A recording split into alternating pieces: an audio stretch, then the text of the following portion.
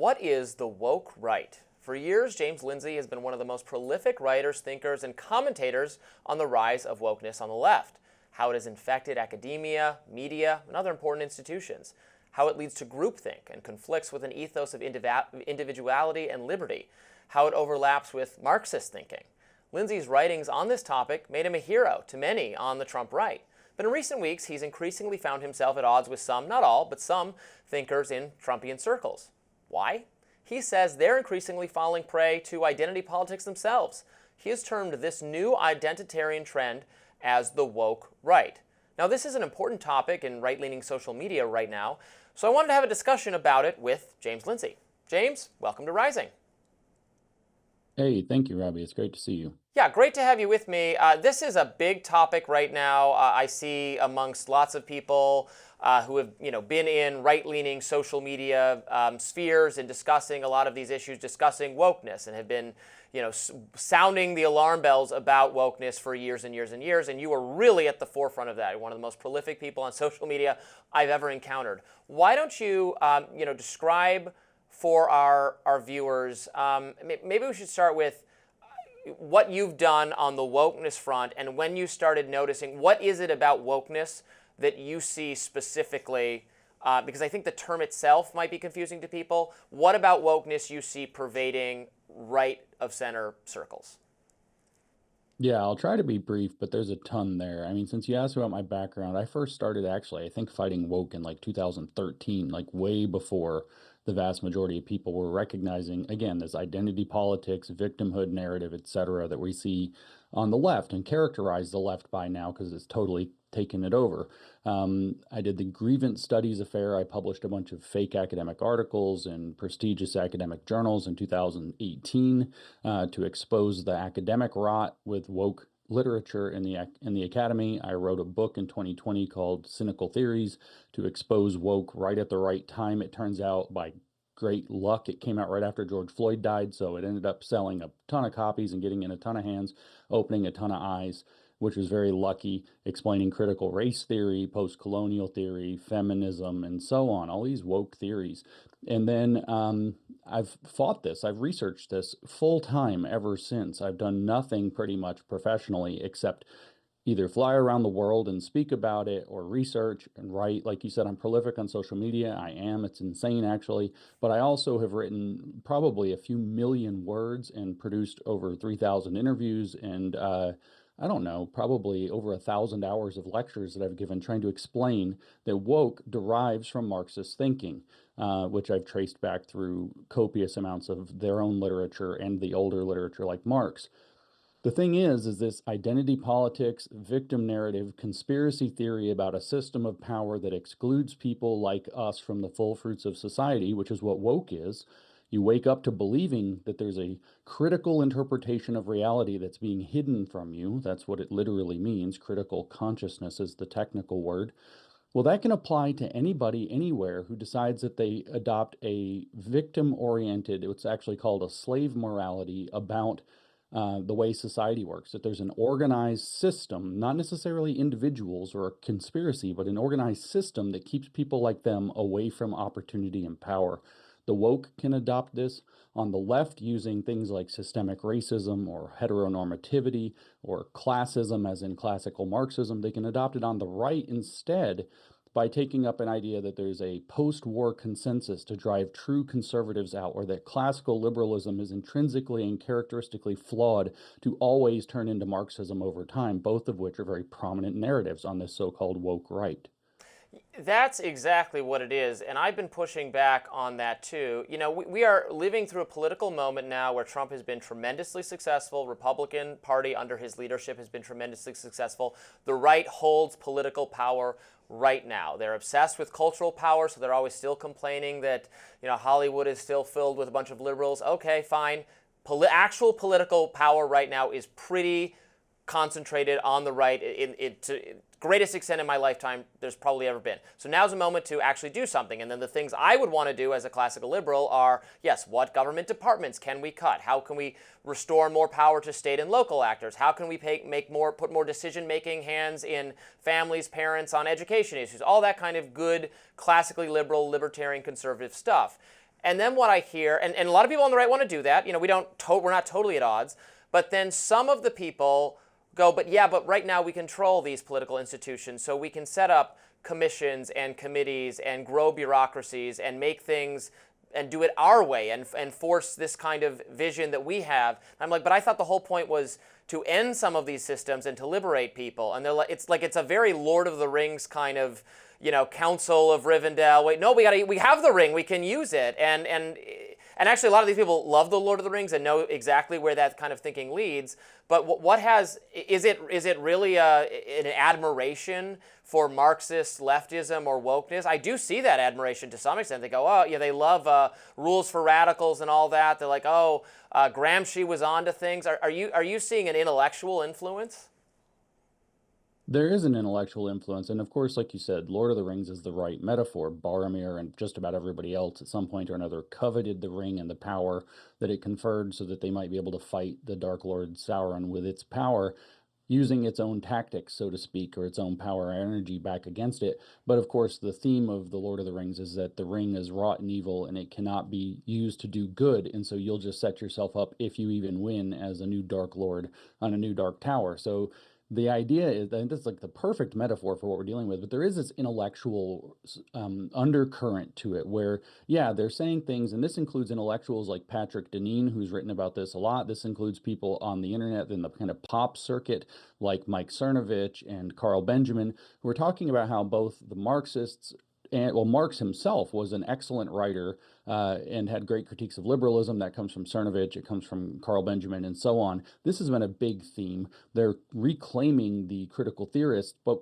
and like you said, Gramsci has been completely embraced by a segment of the right. Gramsci's idea of infiltrating the long march into the institutions. The left did it to us, so we get to do it back to them, and we're going to install our view of the world, because they've accepted the leftist woke framing. Nothing is value neutral, so we have to therefore assert our values over everybody else through power. And so they're embracing these critical theorists, the neo-Marxists, that is, and Marx himself, but not his specific conclusions. That's the argument. He made good critiques, and he had a really good understanding of what was going on, which is false, by the way, in both cases. But his solutions were wrong, so we need to use these different, national conservative solutions instead, or some such.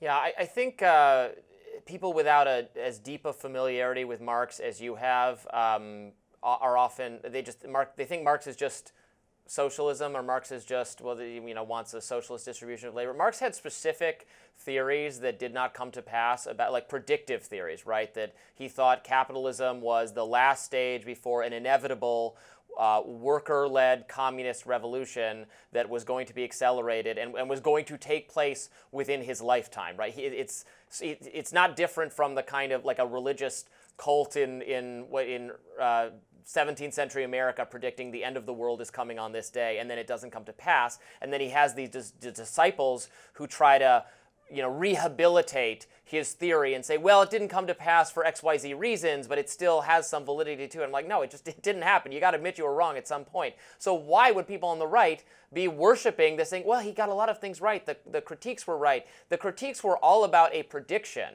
a like world-ending prediction that did not happen. So they think he's right because power. Basically, they saw that Marxism was able to exert tremendous power over the world. It's, in my opinion, through the woke on the left, threatened even America and the Western free nations very seriously, in that we're still in the grips of this tremendous problem. Woke on the left is not dead. It's entrenching and kind of waiting and biding its time. But they see that it worked to get the left power, and it's power that they covet, whether that's because they are ambitious themselves, whether because many of them are openly Machiavellian, for example, so they want to espouse that, deceitful lust for power, because power is all that matters, or realpolitik is all that matters in their opinion. And some of them, I think it's out of fear and desperation. We're so close to the brink. Desperate times call for desperate measures is the kind of old slang from the movie. But what I hear actually some segments of the woke right say, and we haven't talked about the ones who believe that it's Jewish power, of course, which is rampant and rife on social media.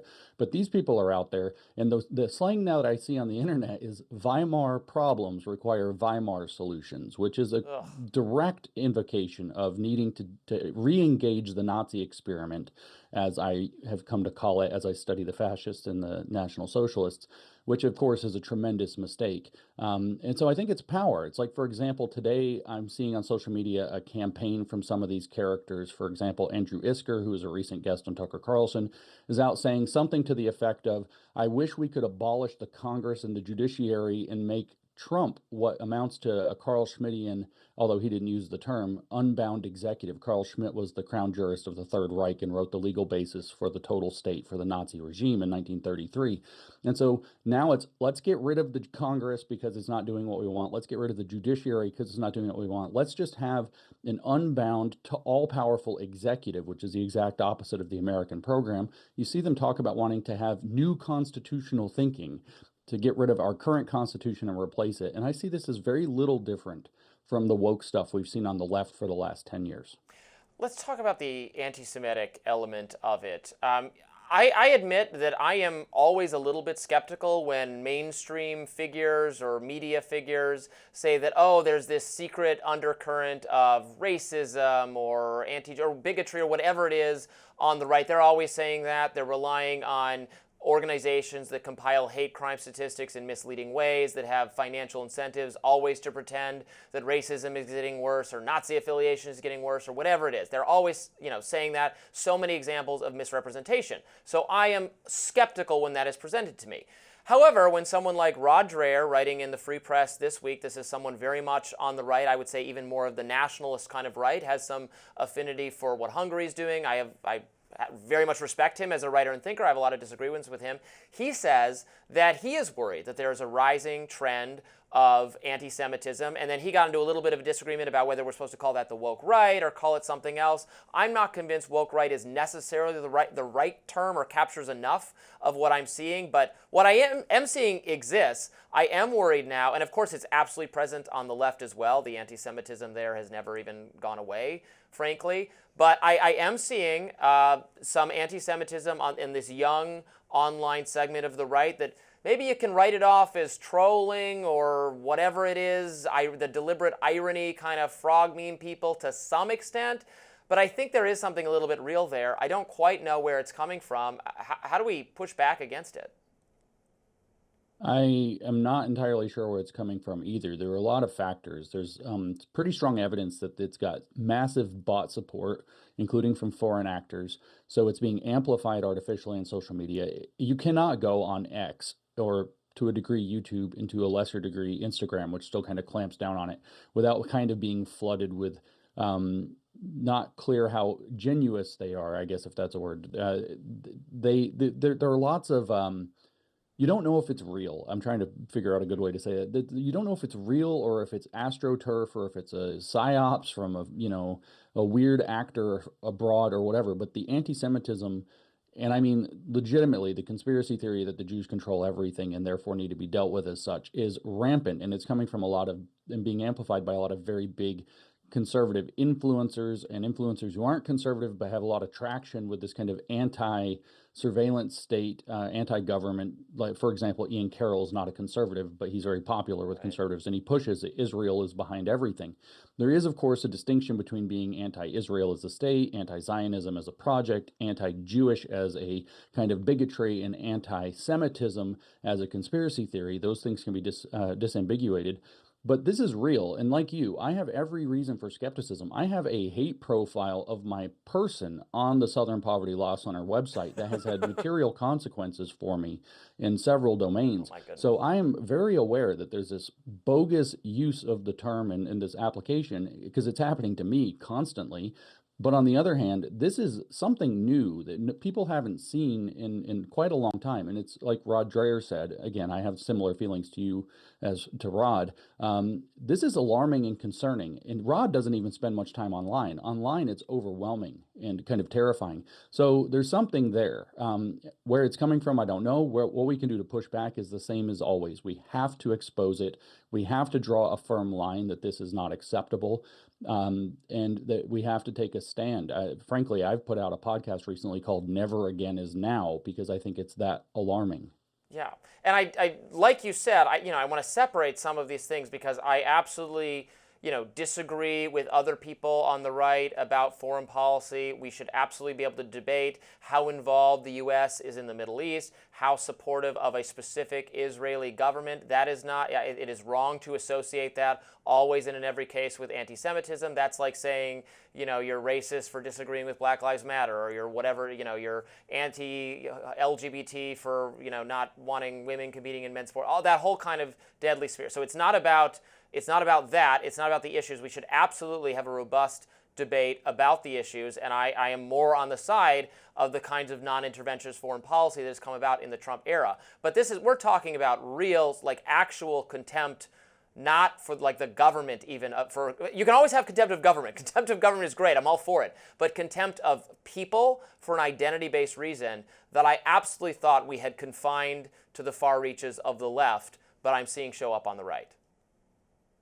Yeah, actually, again, I have to agree with you. The Southern Poverty Law Center has me listed as an anti-government general, and so I'm completely in agreement. But there has to be that both discernment between these different types of, on one hand, criticism of a state, and in fact, a particular government within a particular state. Even if you want to be pro or anti-Zionist, that's a particular project, right? So you can be pro or anti that. There's a debate that you could have there that's not necessarily wading into a global conspiracy theory of Jewish power that links into the post-war consensus that we'll never have fascism again. Therefore, we have to suppress the true right, which is what we're actually hearing from these people that I'm calling the woke right. I can show you where they've written this pretty explicitly, and this is the model that they're using. But their conspiracy theory ultimately comes down to, like I said, there's this classically liberal program that devolves into communism. It has been invigorated since World War II, which now needs to be reinvestigated. Everything in the 20th century we've heard is a lie, is a statement that Jack Posobiec made on social media the other day. That's not true. Many things are, but not everything. And so we have to now relitigate World War II, what it was about, what it means, and what the consequences of it were, including this alleged systemic power dynamic that works like systemic racism to exclude so-called true conservatives or true right-wing thinking, including up to and including white supremacy and fascism, although it's not always so much. There's a huge debate about how much nationalism is permissible or is a good idea, or what even nationalism means. And that's actually a healthy and robust debate. That's where Rod Dreher would be located. But of course, you have the concerns of the so-called ultranationalism of the fascist movements that is in the question of, is that a slippery slope? But when you have this conspiracy thinking that true right-wing thought, and not even conservative thought, has been excluded from all participation in an all-pervasive social structure, and therefore you have to adopt a critical theory, as they openly say that they have, and Marxian critique, as they openly say that they have, you're acting in a woke way. When you augment that with the identity politics, the victimhood, centrality, this cancel culture, the struggle sessions, the online abuse, all of these hallmarks of leftism, then it's very difficult to come up with a term that's more accurate than woke right for this behavior, because they call themselves on the right and say that they're right wing and not even conservative. But on the other hand, they're woke. So I don't know what else to call them. They like dissident right, but that sounds too cool for how they're acting. I think that's a good place. We'll leave it right there. James Lindsay, thanks so much for coming to Rising to talk about this. Really appreciate it. Yeah, my pleasure, Robby. Thank you. More right after this.